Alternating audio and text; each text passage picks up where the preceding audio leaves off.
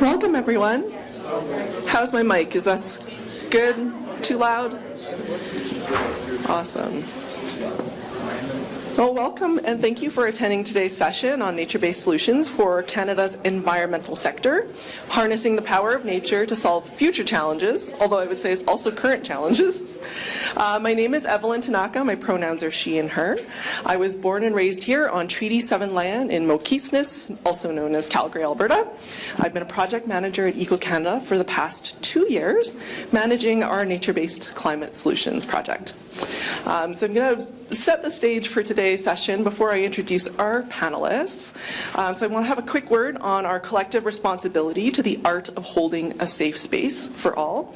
I love this quote from Anthony Fry, and he says, "Be responsible for your own actions and safety, and the safety of those around you." So I'll let you ponder that and what that means for you. We want this session and conference to be a safe space for all, where we can have honest discussions, we can feel respected and give respect to others, we can share our perspectives, and we can learn from each other. Everyone wants to feel seen and heard, and so I hope that we can all have that opportunity. If you have any safety concerns, please feel free to approach me after the session or find one of our mic moderators. We've got Sindhu at the back. Sindhu, do you want to wave? Sindhu's also staff at Eco-Canada. She works on our greenhouse gas project, and she's kindly doing our mic moderation for today. Perfect. And we also want your engagement and we want your participation in this session. You'll notice that there's paper stock at every table and some Sharpies. And so I would love it if each one of you would write down your favorite nature-based climate solution, nature-based solution, climate solution before the Q&A. So Cindy's going to go around with the mic during the Q&A. She's also going to gather up the cardstock. So please share. You can write down more than one. If you don't have any ideas, I brought my trusty handbook for all climate solutions. This compendium by Paul Hawken is like a must-read for environmentalists. So you can cheat from here. So I look forward to looking at all those and summarizing them at the end of today's session and seeing what your thoughts are. I also recognize that not everybody wants to grab the mic and speak, and so for our more shy participants, we have that for you to engage with, and then you can always come up to me after, and we got like a 15-minute buffer at the end, so you can come talk to me or the panelists. Today's session will be conducted in English. However, simultaneous translation into many different languages is available, and we also have closed caption for hard of hearing and deaf audience members. You just need to, sorry, I might need to go back. There should be a QR code there that will give you some options if you need accessibility. Perfect. So, I'm going to go forward.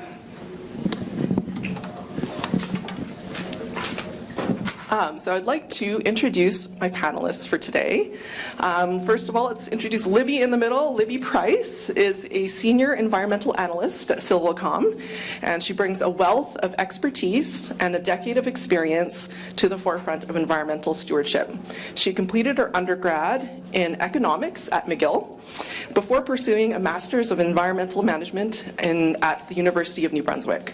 Her thesis involved an in-depth analysis of PEI's Alternative Land Use, or ALICE program, showcasing her commitment to innovative solutions that balance ecological preservation and economic considerations. Libby has dedicated 10 years of her professional life to Silvocom, where she has collaborated with diverse subject matter experts and stakeholders on numerous projects relating to ecosystem services, wildfires, carbon accounting, and natural resource management. So welcome, Libby. Next to her on this side is Melanie Ross. Melanie Ross is the research chair for SAIT. While obtaining her Bachelor of Architectural Studies from the University of Waterloo, Melanie found that she was fueled by the desire to build structures that would have a positive impact, focusing on benefiting the built environment instead of just the bottom line. Her projects have focused on LEED, WELL, and other certifications, along with a concentration on energy management, sustainability planning, and policy development. Since joining SAIT and serving as a board member for Smart, Sustainable, Resilient Infrastructure Association and Canada Green Building Council's Alberta chapter, Melanie advocates for a green future, one building at a time. So welcome, Melanie.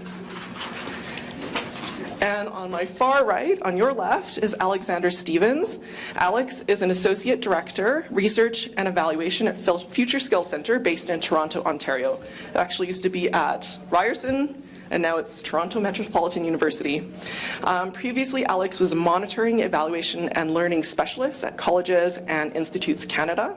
Since 2001, Alex has been working on various initiatives related to education, skills, and labor market development issues. His work has taken him from Canada to Mozambique and back, with a consistent focus on capacity building, skills development, monitoring and evaluation, and knowledge mobilization.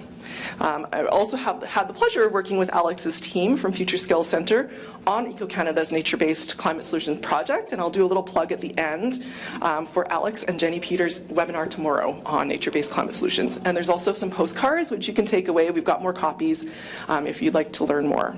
So welcome to each of you, my panelists, and welcome to all of you for attending today. Now, before we launch into our panel discussion, I wanted to set the stage a little bit and add some context. So I think most of you probably are experts in this field already, but for those who aren't, what exactly are nature-based solutions? So this is the following definition that I pulled off the web from the IUCN.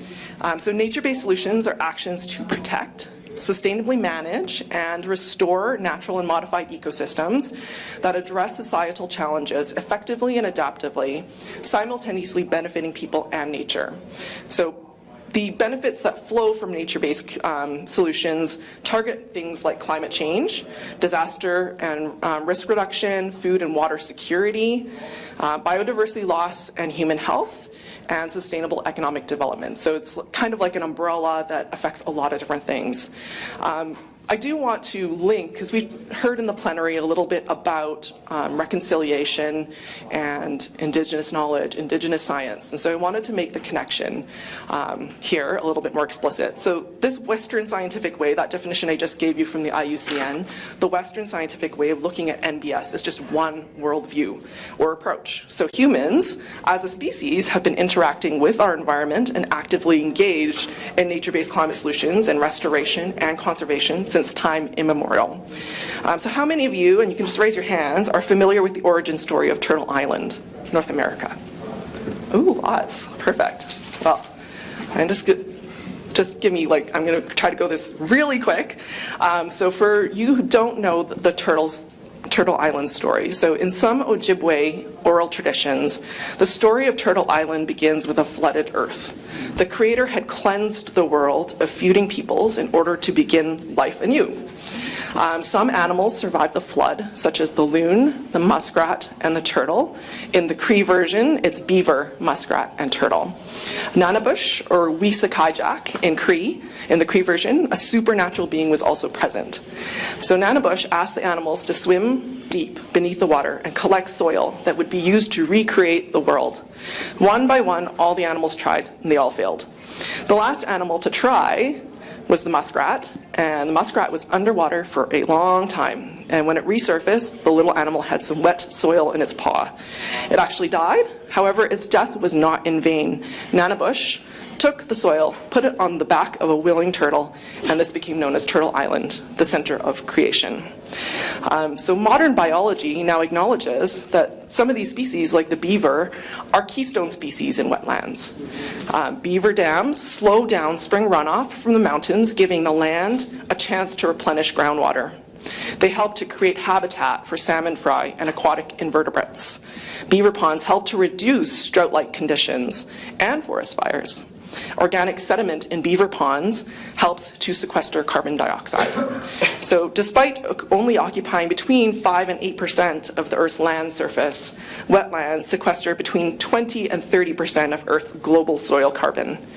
And just to make a connection to what we were hearing about in the plenary, before colonization, there were between 60 and 400 million beavers in North America. By 1900, because of colonization, there were only about 100,000 beavers left in the USA. So today, the North American beaver population has recovered, and I put recovered in quotes, to between 10 to 15 million. So we are nowhere near where we used to be in terms of beaver population. That's just one example of how degraded and how different this landscape looks. So I think that this kind of segues nicely into Libby's questions. So Libby, when we're looking at bridging this traditional knowledge, traditional ecological knowledge and innovation, how do you envision effectively blending traditional ecological knowledge with modern innovation in the development and implementation of nature-based solutions for Canada's environmental sector? Great. Thank you for the question. First, I'll just start by saying that as an analyst and a project manager, a lot of the experience I have comes from the projects I've worked on, so I'll be giving a few examples here and there. And then, Evelyn, to answer your question, I think it really starts with recognizing and respecting the value and importance of traditional ecological knowledge. It's something that's been passed down through generations. It can provide a ton of insight into ecosystem services, species and habitat, and sustainable practices more generally. So it should be considered a legitimate and essential source of information.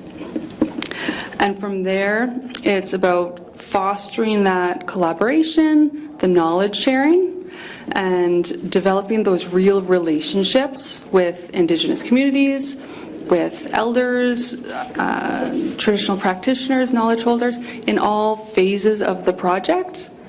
And we often think of this engagement at the onset of a project, and that is super important, but it is important throughout the whole project. So throughout the implementation, when the work's actually being done, and certainly at the end as part of a project closeout or lessons learned, whatever that looks like. So just keeping those lines of communication open throughout the whole project. And then ensuring that the knowledge isn't lost. And there's different ways of preserving it, certainly through documentation, storytelling, and incorporating it into our education system. I think that technology has a pretty cool opportunity here.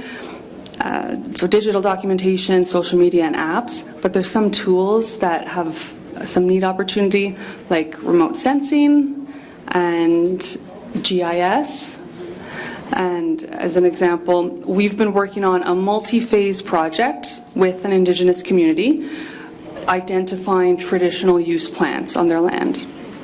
And then mapping them spatially. And this is especially important in cases where the plants are at risk of being lost. And in those cases, we really look at the plant, the ecosite it's in, any other local characteristics, and we're able to predict where else it's likely to be on their land. And then that feeds into operations, development, so thinking of oil and gas or forestry companies in knowing where not to develop. And there are other similar layers out there. I know of at least one put out by the government, which I think is really neat. It is important to note that a lot of communities may not want to preserve their knowledge this way. And even among the ones that do, they may not want to share it. Often this is considered private, it's considered sacred. And so it's just crucial to remember when talking about integrating technology with traditional ecological knowledge that it must be approached with sensitivity and really understanding those cultural protocols at play and really understanding the community that you're in. Awesome. Thanks so much, Libby. I think that's really good to remember that we are guests on the land in many cases, and that knowledge needs to be shared with respect. So awesome. Thank you so much. My next question for you is, how does Civilcom, your company, engage with Indigenous communities to ensure that Indigenous perspectives and traditions are respectfully incorporated into nature-based solutions? And can you share a collaborative success story? I can give a little bit of context to this question. There has been pushback in Canada from Indigenous communities on this term nature-based solutions. It goes back to colonialism. It goes back to taking land away from Indigenous communities, telling telling them how to manage it, how to sequester carbon on it, and sometimes even trading those carbon credits to big companies that are doing massive pollution projects. So there's definitely some pushback on the term, and can you maybe talk about how CivilCom has worked with Indigenous communities? Sure, yeah.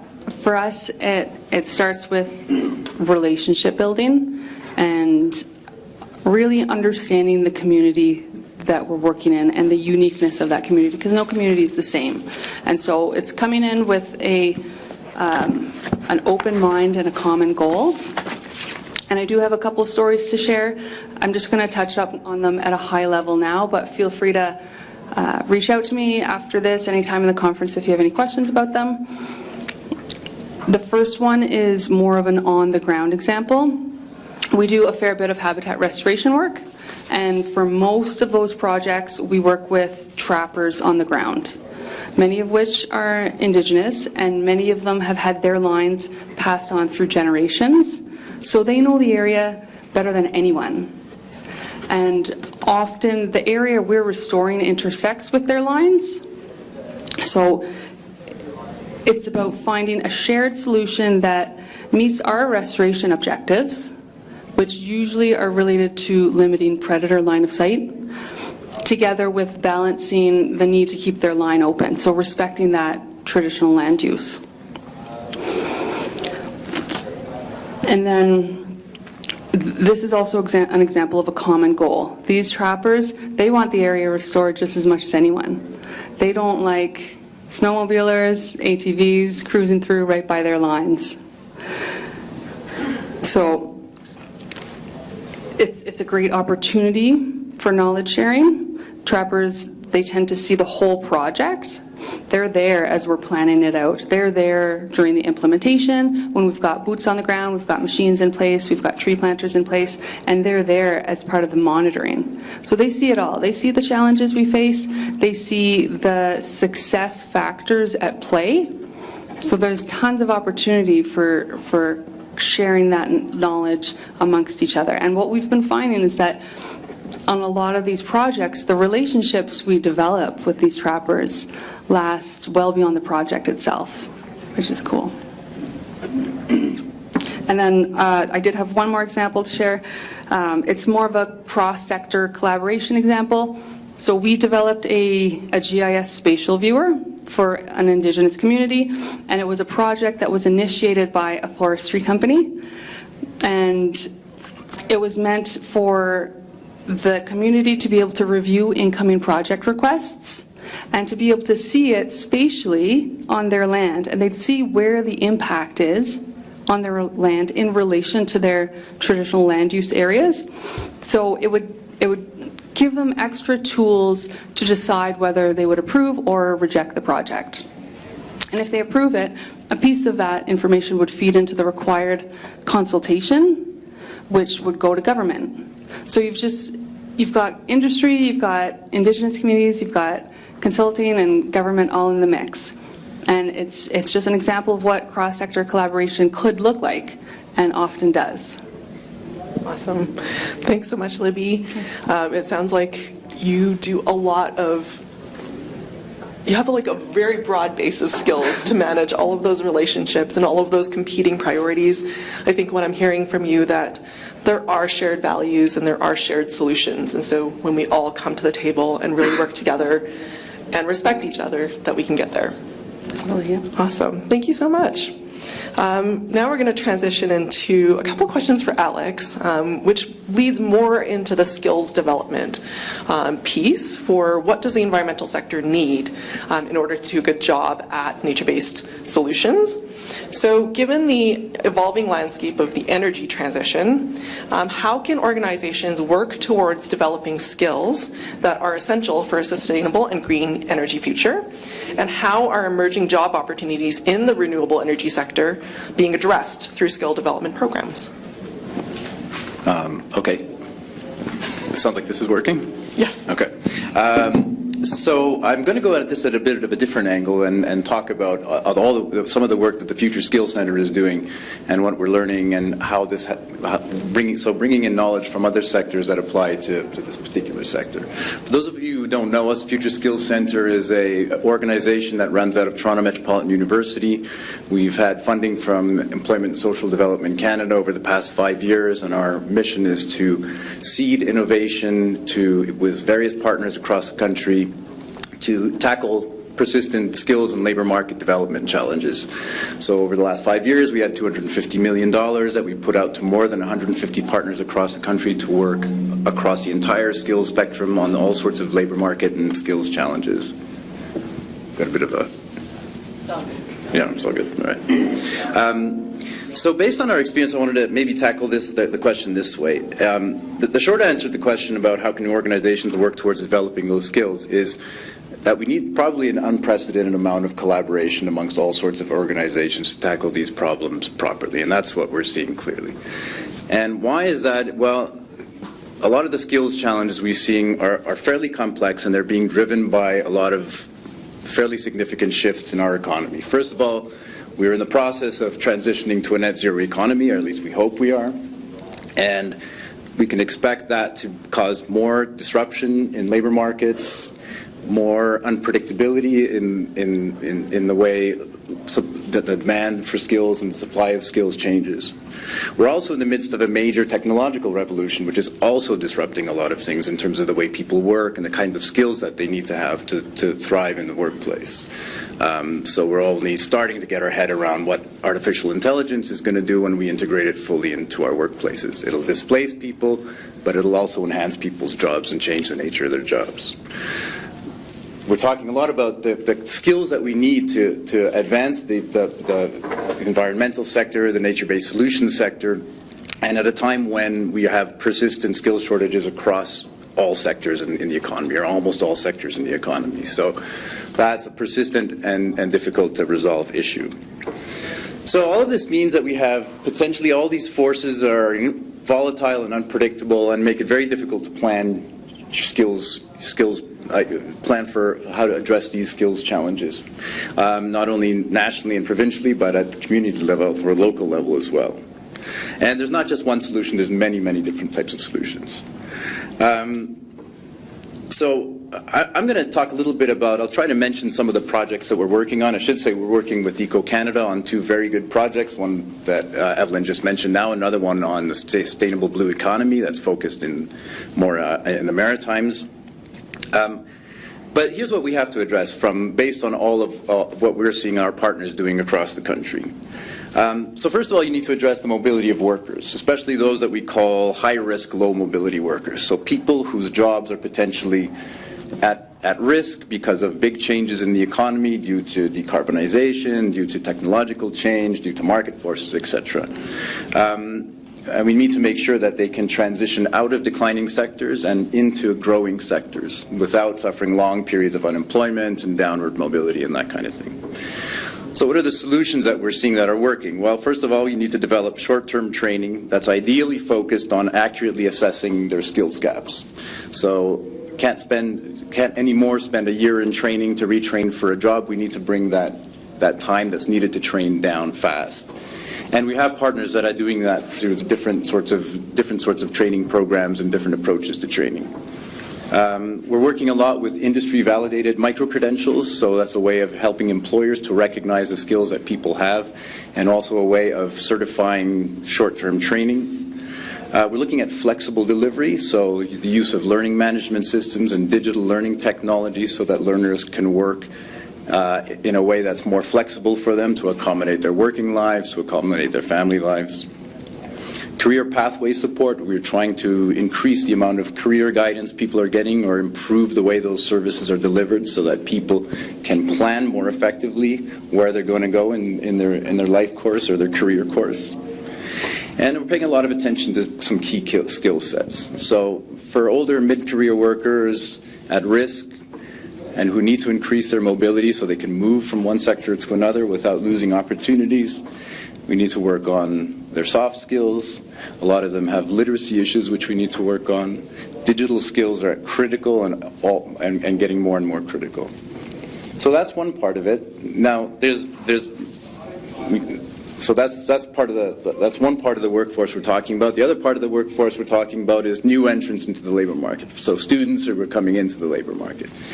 And there what we see is a lot of different challenges around the types of skills that they're bringing into the workplace. Because we consistently hear from employers, despite their very good training that they're getting at colleges and universities, employers are often saying that they don't have the right mix of skills that they need. And a lot of that is around transferable skills, so what we call your soft skills, so your interpersonal skills, conflict resolution skills, teamwork skills, problem solving, data management and analytics is coming up in terms of the skills kind of forecasting that we've seen done.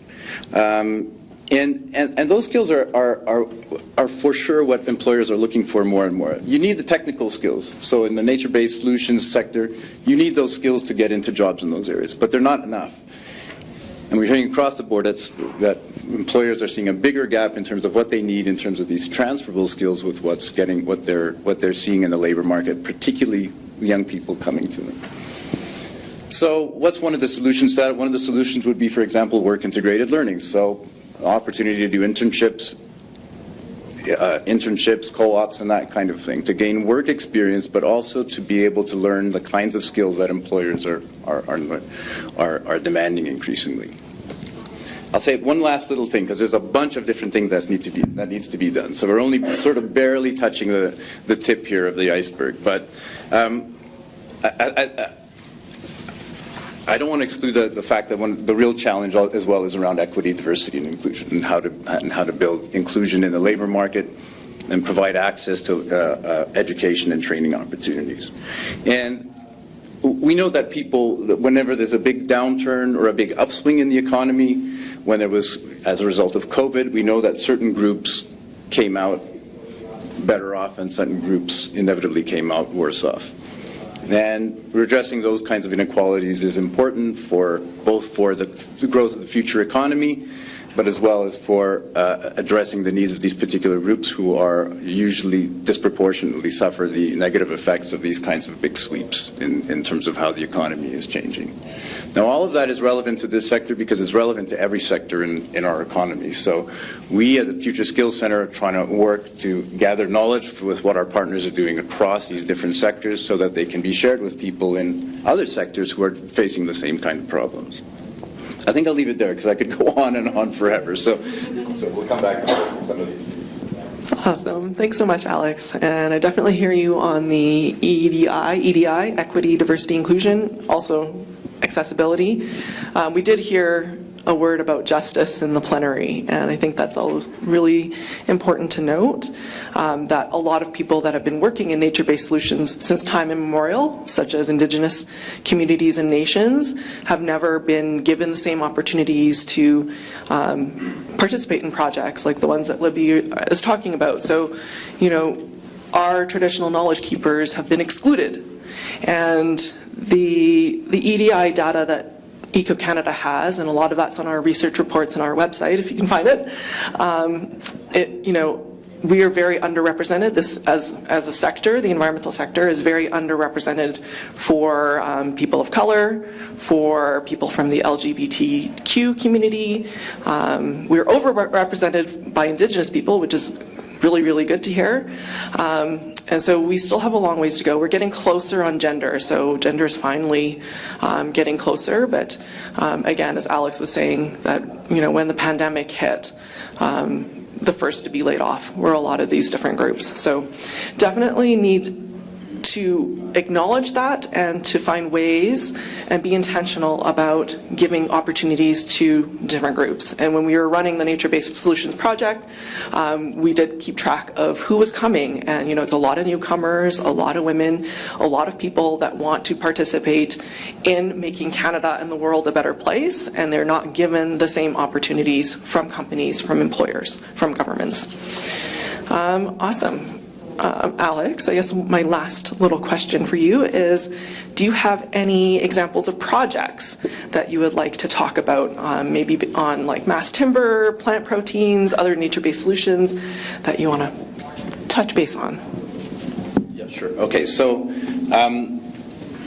we're working towards a model of, I don't know what I'm doing here wrong with this microphone, but it's really... It's just happening. It's just happening. It's just happening. Okay. Yeah. Well, so I apologize. It's not just my voice. We're working towards a model on how to develop place-based solutions to persistent labor market and skills development challenges. And we're doing that with a number of different partners. One of the key partners that we're working with is an organization called the Smart Prosperity Institute, who asked the question, what would it take for a community or a region to sort of plan to capture or capitalize on the opportunities for certain sectors which we expect to be high growth sectors in the transition to a net zero economy? How can a community or a region take advantage or get set up so that it can host those kinds of industries and make them grow and let the community thrive? So we focused on three.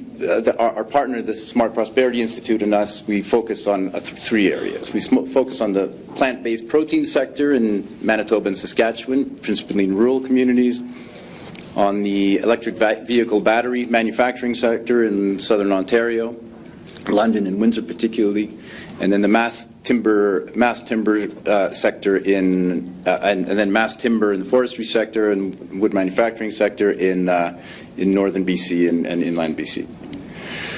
So what we were doing there is two or three things. First thing is our partners at the Smart Prosperity Institute did these labor market analyses to look at the kinds of skills, kind of potential pathways that these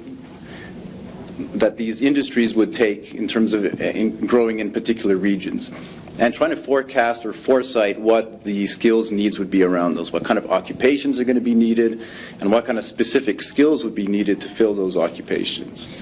With that information, we take that and we sit down with the key actors and the key stakeholders in those communities. So, the education system, colleges, universities, government, employers, labor unions, community agencies, immigrant serving agencies, Indigenous development corporations, Indigenous agencies, and so forth and so forth. And we get them to think a little bit about how to, we give them the evidence, because we're an evidence-based organization. Our main mission is to gather evidence about what's working in Canada to solve skills challenges. And we sit down with all of those stakeholders and get them to think through what are the problems and what are potential solutions to the problems.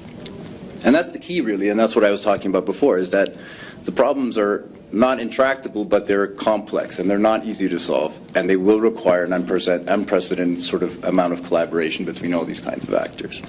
And then the final step, which we're trying to work on next, is to actually develop and pilot actual solutions to these skills problems, whether it's for the battery production sector, whether it's for mass timber or plant-based protein. Thank you so much, Alex. I think this leads perfectly into Melanie's section, but before I do that, make sure that you guys are writing down on those pieces of paper your favorite climate solutions, and then we're going to take a look at them at the end. So this table, I do not see any writing. So, and it's not a test. We just want to hear what people are really interested in. It helps give us feedback as organizers and labor market researchers. Awesome. So I'm going to ask Melanie a question. I think Alex's section leads perfectly into Melanie's section about addressing skills decline in sectors. So in rapidly growing sectors related to sustainability, how can industries address potential skills decline or shortages? And are there specific strategies in place to adapt curriculum and training programs at SAIT or other institutions to meet the evolving needs of the workforce in these sectors? Thanks, Evelyn. There's actually many pathways. I mean, I think you would agree, Alex, right? There's many pathways. And interestingly, we're just working through this right now, even as a large post-secondary institution that has been around for over 100 years. There's no one-size-fits-all solution. And I think what is necessary for everyone to understand is that, there's so many different ways to move through the system, and that core curriculum that you might get through a diploma program where you're getting an actual diploma or degree takes years and years to develop. So I think that the key to some of this is really developing more tailored styles of learning and training so that people can either integrate it into their current work. The work integrated learning, we actually bring in a lot of students into our research group, which is the Green Building Technologies research group at SAIT. So we work a little bit outside of the schools, so we work in partnership and in collaboration, but we focus on research, but we're often asked to turn that research into the first stage of what that education and training looks like, because it's often things that are more at the forefront, or maybe there's not a sort of a mass uptake of a particular topic, but there's interest. And we know 5 years from now it's actually going to have a much bigger appeal, because that's what we're working towards as we make this shift environmentally. So how do you deliver something like that when you know that, it takes a lot of time and effort to develop a full program? So what kind of training do you offer in the early stages to generate the interest as well as share knowledge and develop that through that, say 5-year continuum, to ensure that information remains relevant, because we know technology changes, strategies change. I think, Libby, you touched on some innovative things that you're already doing, even integrating some of that technology and AI that Alex referred to, in terms of needing that education and understanding of digital and tech, and to be able to integrate that into the work that we're doing. And yes, we're talking about nature-based solutions, but we're also breaking down some barriers and some ideas around what nature means, and how we integrate technology, we work on buildings, and everyone says, well, how does that even fit into this conversation? And in fact, in my mind, it fits quite well, because we spend 90% of our time in buildings. Every single person here, 90% of your time is spent in a building, and our buildings are built on the land, and they're intersecting with nature in many, many, many ways. And we have to be conscientious about that and understand that impact, as well as bring nature in, because we're lacking in that exposure to nature. And that lack of exposure to nature is, I think, blurring the line between an understanding of what our First Nations colleagues continue to have, which is always returning to the land and looking at the land as the sustainable kind of framework for how we govern our lives, our work, and everything like that. So we have a lot to learn. We have lots to learn in lots of different ways. And I think that the main message is that it has to look like many, many different ways of learning, and many, many different ways of developing skills, whether it's a single skill or a suite of skills within industry. Thanks so much, Melanie. It's exciting to hear what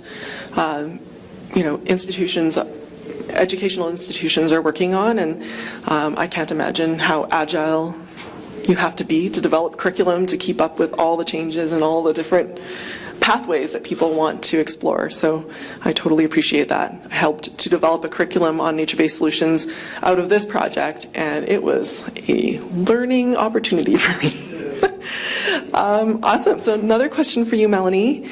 As a post-secondary institution, how does SAIT design and implement programs to specifically address the green skills needed for nature-based solutions? What are you offering that's practical that would relate to the sector right now? So just back to my comment around some of those more unique solutions. I have some colleagues in the room actually that could speak to this. One in particular, Pablo. Can you raise your hand, Pablo? Pablo is the academic chair of the sustainability focus area within the School of Energy. And you think, oh, well, how does that all connect? But in fact, it's water management, it's environmental technology. There's a whole host of things that fall under his purview. And so I think we're combining things like we're taking research that's being conducted and we're developing knowledge from that. We are exposing students and staff to those experiences to help build their skills. And then from there, we're taking those pieces and we're working with our continuing education group, who can then create a more robust program. We're not yet at a diploma yet, but we're creating a more robust program. And then eventually that curriculum gets adopted into the core, the content gets adopted into the core curriculum of the programs themselves that can offer certifications and diplomas and degrees. But the critical piece here is ensuring that the information flows from one group to the next. I know that a lot of folks will look at an institution and say, oh, you're from state, and so you know all these things, or you could do all these things. It's like, well, actually, we have 2,500 staff and we have 15,000 students, so we don't know everything. But we're most definitely willing to reach out and find out. Business case, as with everything, needs to be there to develop and launch a program. And this is why organizations like the Future Skills Center, like Eco Canada, are really important in this ecosystem, because there are gaps that institutionally we cannot fill because of the way that a publicly funded academic institution operates and the requirements that we have. But by partnering with others, we can get some of that early stage knowledge out there, and then perhaps we can, we work with organizations then to understand what the market pull is and where demand is increasing, and then how do we fill those gaps. That includes also industry organizations. Right now our School of Construction has been involved with Build Calgary, who launched a program where a number of builders and developers in Alberta have contributed large funds to give scholarships to get more students involved in trade programs, because we are facing, in the building sector, huge construction trade and also environmental education labor shortages in that sector. So how do we move the needle forward? So there's just another example of offering an opportunity for access to education that's also a part of the challenge sometimes. Thanks so much, Melanie, for all your thoughts. And I'm sure if you go on the state website, see what they have to offer for this area for nature-based solutions. Sorry, Evelyn, I didn't answer that directly. So you were asking what the programs were. I was like, well, we have 9 schools with dozens of programs. So go online. That is why I pointed out Pablo in the room. Awesome. We have experts in the room. Perfect. So in the interest of time, I'm going to ask only one of my group questions, because I do want to give all of you time to ask questions of our panel. So for all of you, how can the environmental sector ensure that no one is left behind in this transition to a more sustainable future? How are inclusive strategies being incorporated into your project planning and execution? So you can speak about it from your own perspective as a personal perspective, or from your institution's perspective. So let's start with Libby. Sure, thank you. I think Mel and Alex have done a good job so far of talking about that. So not to repeat what they're saying, but I would just come back to collaboration and the importance of that collaboration. As I mentioned, within projects, certainly, and lots of shared learnings there, but across the board, cross-sector collaboration. And of course, with education institutions, with government, and like Mel just talked about, partnerships are essential. Perfect. Alex? Okay. So I think from the perspective of developing skills programs to address the inclusion of different groups who don't have access or typically have suffered from a lack of access to education and training and employment opportunities in the labor market, I think we're learning some things we're sponsoring a lot of different projects across the country that are working with Indigenous communities, Indigenous youth, the Black community in Montreal and Toronto and Halifax, with many programs with newcomers to Canada to work on their labor market integration issues, persons with disabilities. So we're seeding a lot of work in these different areas to deal with the kinds of exclusions and access to opportunity issues that they face. And what we're learning is pretty consistently across the board is that if you want to design effective sort of approaches and programs here, you've got to do a few basic things, which I think is true across all of these types of programs that we're sponsoring.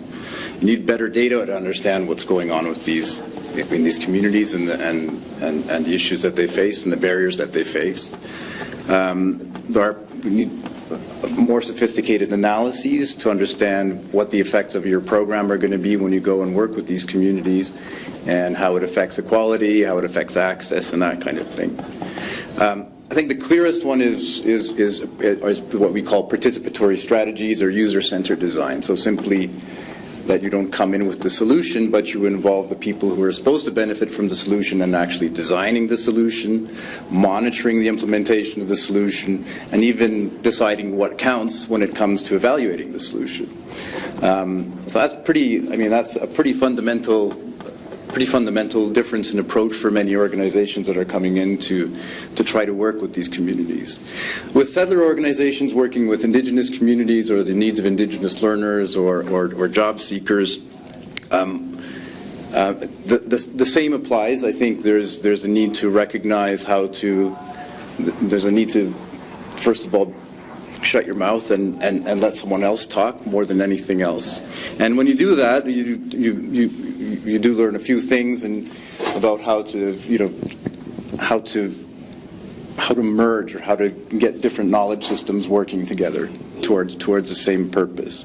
And what we're finding as well is that if it's a settler organization that's trying to work with these communities, is that you have to invest a lot of time to build trust and confidence, especially if you're working in education and training. We should all know why that is, right? So it takes a long time to get a program going because you have to overcome a lot of, hundreds of years of built up lost confidence and trust. So that's critical. And then the last thing I'll say is that you need to work on what we call wraparound supports. So for a lot of these groups that are suffering from exclusion from the labor market, face poverty, disproportionately are dealing with poverty and that sort of thing, training programs need to think about other supports that those people need in terms of daycare, transportation, trauma-informed sort of approaches, psychological counseling, and that sort of thing. So we know that learning outcomes, training outcomes are effective when you don't just come in with a training program for certain groups, but you have a good understanding of what they're dealing with and the kind of other supports they need to reinforce learning. Awesome. Thanks so much, Alex. Definitely agree on the wraparound supports. People don't have the same opportunities to come to a training program, and that's something that we've found throughout, all the things that Eco-Canada has done, that there's certain people that can come and participate and others that need help to make sure that their life is in a stage where they can participate. So we all need to do that from a justice perspective. Melanie, last word to you. I think Libby and Alex have touched on a lot of really awesome things. So again, I don't want to repeat, but I did want to make an observation that we have a room full of people that are all at their different ages and stages of life, and asking everyone to sort of reflect on how do you learn? How do you take in information? What are things that you're passionate about, or what is your company or organization, looking for? Because getting that feedback is also really, really important to understanding where we should focus and what we could be working on. So not only the content, but also the delivery methodology, especially to Alex's point, like it needs to be flexible. It needs to accommodate a whole myriad of opportunities for people. And then I think there's also a lot of work going on behind the scenes with on the research side in terms of the work that we're actually doing and incorporating more of that equity, diversity, lens on the type of research we're doing, how we conduct it, and what the outcomes look like, and then the accessibility of that information as well, and then where does that go after that? So I think that oftentimes when we're developing those resources, we're getting learnings from projects directly. We run out of time to be able to do something with that information and share it in a relevant way, and it becomes a kind of the side of your desk, and if you get to it, great sometimes. And so really championing the need to have that follow through, which means a better understanding for clients, a better understanding for funders, to recognize that it takes time to pull all that information together. And if we don't take the time, we lose it. We lose that information. It ends up on a hard drive somewhere and it never gets published or shared. And I would say the same with investing in developing more collaborative training opportunities and linking industry with organizations like the Future Skills Center or with Eco Canada or with SAIT. And the four of us up here could create a really great partnership, I think, with information coming from 4 different perspectives that could put out some really, really good training, but we're lacking in resources ourselves to be able to do that. So I think championing and advocating for all of the things that have been discussed today would be really fantastic. Awesome. Thanks so much, Melanie. I was told that I should not be too political in this discussion, but when you think about how much underfunding there is of institutions and how expensive it is to get an education when you can't afford your tuition, and that precludes you from participating in nature-based solutions in the environmental sector, I think it's a huge equity, diversity, inclusion problem, and accessibility as well. So that we can have as a sidebar conversation, because Kevin will be mad at me if I say too much about politics. Awesome. So we have about 5-6 minutes left, and so I do want to give the floor to anyone. We probably have time for a couple questions. So we've got one here, and our mic moderator will come around. So Sindhu is going to come around with a mic, and she's also going to collect all of those papers. So if you could just hand them to her, that would be fantastic. Go ahead. Hi, so my name is Claire. So I have a throat injury, so thank goodness for this mic. So most of my work is kind of in community-led and nature-based climate adaptation planning, and so there's something kind of that I was ruminating over while you were speaking. We know, of course, there's increasing recognition of this kind of triple crisis of climate, biodiversity, and pollution, and we also there's been this theme even just in the last couple of hours of how important it is to have everyone at that table, and everyone has kind of a role to play in that. And I was hoping that the 3 or 4 of you maybe might be able to offer some words of advice to those who have been kind of in their industries maybe for some time, because Melanie and Alexander in particular, you've shared a lot of really inspiring information about what you're doing to kind of build up skills in new professionals, but for those of us who kind of have been around for maybe a bit more time, what is maybe 1 or 2 things that folks could do maybe to integrate that kind of nature-informed, nature-based approach into their specific discipline that maybe they've already been working in for a while? I'll take just a first run at this, and then I'll pass it on to Mel, just to say with regards to training that there are a ton of professional development opportunities at any stage in your career. And what comes to the mind are anything related to data analytics, to GIS, to remote sensing, and those skills can be applied across sectors. And you can pick up, it doesn't even have to be a degree, it can be a course or a diploma or even a few webinars just to build upon those skill sets. Mm-hmm. That's awesome, Libby. Thank you. Sorry, I was getting really excited about answering. I'd like to echo that, because one of the ways that we're a team of we're 17 people in our research group, and 80 across all the research divisions at SAIT, and we work really hard to integrate students at a whole bunch of different levels. We also work hard to do, if someone asks, can you be on a panel? Can you share information? Absolutely. Can you come in and give us like a little hour of your time and explain something? For sure. The need for that is growing, and we're seeing it more and more. The opportunity for students, we bring students from all over campus in to work with us. They might not come from a program that seems like it's a fit, like a direct fit, but sometimes it doesn't matter because it's about the skills that they're gaining. And then my philosophy is really, as those students or even staff come and go, I'm happy about the turnover because it means that they're getting an exposure to types of learning and gaining skills that are pretty unique. I mean, working in a research department at an institution that's focused on green buildings and the environment, they're getting some really neat experiences. When they move to their next employment, they're taking those skills with them. So we see ourselves a little bit as an incubator. We're a small incubator, but we're an incubator nonetheless to support that. And to be quite blunt, if we had the money, we would bring in so many more people to get those experiences and offer that up and mentor and then send people off. And it's the resources that are lacking to support that. Thanks so much. I think we had a question up here.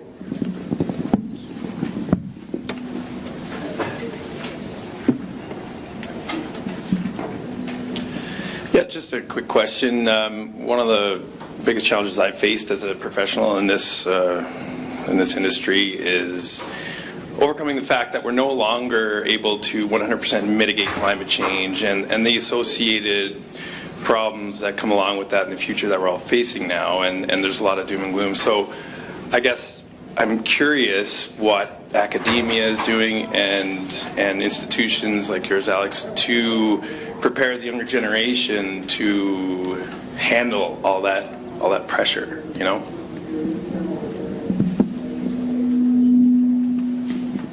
I can take a first run at that. I think environmental challenges are naturally very complex, multifaceted, and interdisciplinary. So as far as preparing younger generations, it's important to consider multidisciplinary education. So, for example, I have economics and environmental management, and you wouldn't think so, but they do go hand in hand. And there are a lot of similar combinations to consider. Environmental science and urban planning, or wildfire science and ecology. So just to consider that, I'll pass it on to you. So I'd say a couple of things. Again, I'm going to come at it from outside of the sector. Again, I think that it's about giving those people as much opportunities as they can get in the labor market. And that is part of that is having a good education, a sound base, and the technical side of the work that you want to do. But to really thrive, I think they need to really be developing those other sort of transferable skill sets, those soft skills that they need, the problem-solving skills, because everywhere we talk to employers, those are the top skills that they have, that they need the most, and that they feel are the most difficult to get in when they have new people coming in. So things like doing work integrated learning opportunities is definitely one way to acquire those kinds of skills, to learn to have that transition to your first job and that sort of thing. I think that's, at least in terms of your working life and how you're going to address these questions in an economy that's transitioning to net zero, those are having that confidence that you'll be able to move around as you need is part of the solution for sure. Awesome. Thank you so much. Hope that answered your question. I think you can never underestimate the power of leadership and communication to work across different groups and to find the shared, common values and to find shared solutions. We're going to need good communication, good collaboration, good consultation, and some good leadership. So thank you so much to my panelists. I haven't seen the sheets come up to the front, so to summarize, I think the takeaways from this session, I heard a lot of collaboration, people being at the table, inclusion, accessibility to education, accessibility to skills, and I truly believe that, you know, there are a lot of people that want to help the environmental sector, that want to work in the sector, that want to save the planet and save the world and save their communities, and save their own families and kids, and they're just not given those opportunities. So as a whole, as a collective, we really need to work on those opportunities, from access to education, to access to jobs, to access to the ability to participate. So thank you. I will thank all of you for coming today. I know we're just running a couple minutes over, but I wanted to leave off with this quote. And if you have not read Braiding Sweetgrass, this needs to be on your book list for this year. Go get a copy from the library or buy it. This is like a life-changing book about Indigenous science and Western views really converging. So this quote from Robin Wall Kimmerer, the author: "We need acts of restoration, not only for polluted waters and degraded lands, but also for our relationship to the world. We need to restore honor to the way we live, so that when we walk through the world, we don't have to avert our eyes with shame, so that we can hold our heads up high and receive the respectful acknowledgement of the rest of the Earth's beings." So thank you so much, and we have 15 minutes before our next session, so come chat.